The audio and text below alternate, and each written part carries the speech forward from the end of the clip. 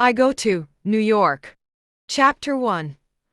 The dream begins. It had been a dream of mine for as long as I could remember to visit New York City. From the moment I saw my first movie featuring the city, I had been captivated by its energy, diversity, and endless possibilities. The towering skyscrapers, the bustling streets, and the promise of adventure felt like something right out of a dream. As I sat in my small, quiet apartment, the thought of stepping into the heart of one of the most famous cities in the world seemed like a fantasy. But this time, it felt different. I was no longer just imagining it.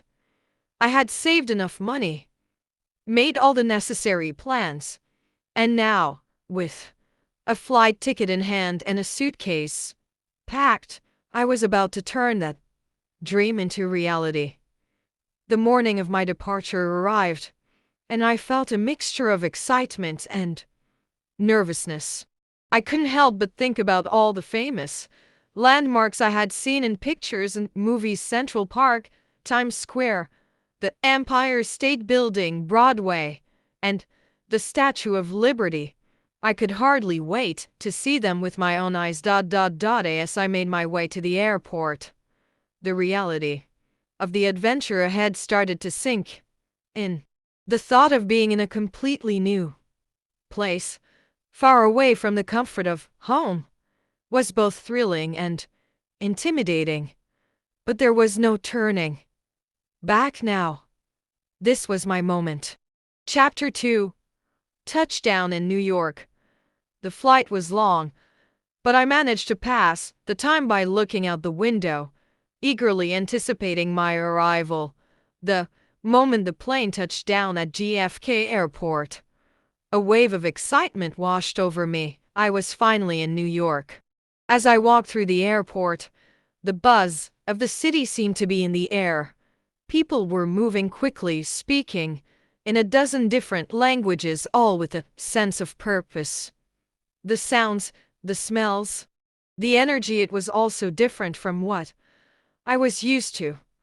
I could already feel the pulse of the city. After grabbing my luggage and navigating the subway to my hotel, I was exhausted but eager to step out into the streets. I took a deep breath and stepped onto the sidewalk. And it hit me. New York was everything I had imagined and more. Chapter 3. The first day adventure. I had planned my first day to be a walking tour of the city's most iconic landmarks. I started with a visit to Times Square. The sheer scale of it was overwhelming. The neon lights, the giant screens flashing advertisements, the people walking in all directions, it was sensory overload. But in the best possible way. I took some time to just stand there, soaking it all in, realizing that I was actually here, in the heart of New York. From Times Square, I made my way to the Empire State Building. The line was long, but the anticipation only grew as I ascended the elevator. When I reached the observation deck, the city stretched out before me in every direction. A sea of lights, buildings, and streets. It felt surreal, like being on top of the world. Later, I visited Central Park. The sprawling green space in the middle of the city was a peaceful contrast to the urban chaos surrounding it. I walked along the pathways, watching people jog, bike, and enjoy the scenery. It was a quiet moment of reflection, in the midst of all the hustle and bustle. As the sun began to set, I walked down Fifth Avenue, admiring the high-end shops and the architecture of the historic buildings. The city was coming alive even more as night fell. I ended the day with a delicious dinner at a small Italian restaurant, reflecting on the whirlwind of emotions I had experienced in just one day. Chapter 4. The city that never sleeps. New York's nightlife is legendary, and I couldn't wait to dive into it. After a good night's sleep, I set out to explore the city after dark. I started with a visit to a rooftop bar, where I could see the city, lights twinkling below. The skyline at night was even more breathtaking than during the day. I spent the next few hours hopping between bars, each offering its own unique vibe. Some were quiet and intimate, while others were loud and energetic. There was always something going on, no matter the hour. It was easy to get lost in the rhythm of the city. Around midnight, I found myself in a jazz club in Greenwich Village. The smooth sounds of live jazz filled the room, and I couldn't help but be swept away by the atmosphere. I realized that New York wasn't just about the sights, it was about the experiences, the moments that you couldn't predict, the magic of being in a place where anything could happen. Chapter 5. The hidden gems of New York. As I continued to explore, I discovered that New York had so much more to offer than the famous landmarks. I wandered through neighborhoods like Soho, with its charming cobblestone streets and boutique shops in Brooklyn. I walked across the iconic Brooklyn Bridge, marveling at the views of the Manhattan skyline. I also explored Chinatown, where the streets were lined with markets selling exotic foods and trinkets. The smells of incense and fresh dumplings filled the air, and I couldn't resist trying a few dishes that were completely new to me. One of my favorite hidden gems was the High Line, an elevated park built on an old railroad track. As I walked along it, I was able to see the city from a completely different perspective, with greenery surrounding me and the city unfolding below. It was a peaceful escape from the busy streets, offering a moment of calm in the heart of Manhattan. Chapter 6. Broadway Dreams. No trip to New York would be complete without experiencing Broadway. I had always dreamed of seeing a Broadway show, and I was determined to make that dream come true. After days of browsing through the listings, I finally settled on a musical I had heard a lot about: Hamilton.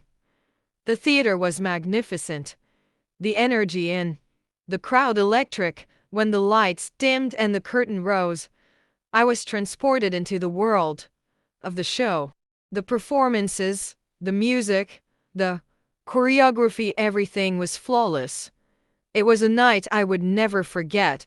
Being in that theater, surrounded by people who were just as captivated as I was, made me realize how powerful art and theater could be. Chapter 7. The people of New York. One of the things that struck me the most about New York was the diversity of its people. It felt like every culture, every background, and every walk of life was represented. I had the opportunity to meet people from all over the world, each with their own story, their own perspective on life. At a small coffee shop in the Lower East Side, I struck up a conversation with a local artist who had been living in the city for years. She shared stories of her journey, her struggles, and her triumphs in a city that constantly challenged her. It was a reminder that New York is not just about the landmarks and the skyline, it's about the people who call it home. Chapter 8. Reflecting on the journey. As my trip came to an end, I found myself reflecting on everything I had experienced: the excitement of the first day, the beauty of the skyline at night, the quiet moments in Central Park, and the energy of Broadway. New York had lived up to every expectation and more. But what I would remember most was the feeling of possibility that the city had given me. It was a place where dreams seemed within reach, where everything felt alive with energy and excitement. New York had shown me that anything was possible if you were willing to take the leap and embrace the adventure. I boarded my flight home with a full heart and a mind buzzing with ideas. I knew I would be back someday. After all, New York was a place that never let go. It had a way of pulling you back. Time and time again. Epilogue. The Call of New York. Months later, I still found myself thinking about my time in New York. The city had become a part of me, and I knew it wouldn't be long before I returned. The energy, the creativity, the opportunities, there was something magical about New York that I couldn't quite put into words. I would always remember my first trip to New York as the beginning of something bigger, a journey that had changed me in ways I hadn't expected. The city had a way of making you believe that anything was possible, and I was ready to chase those possibilities wherever they might lead. The end.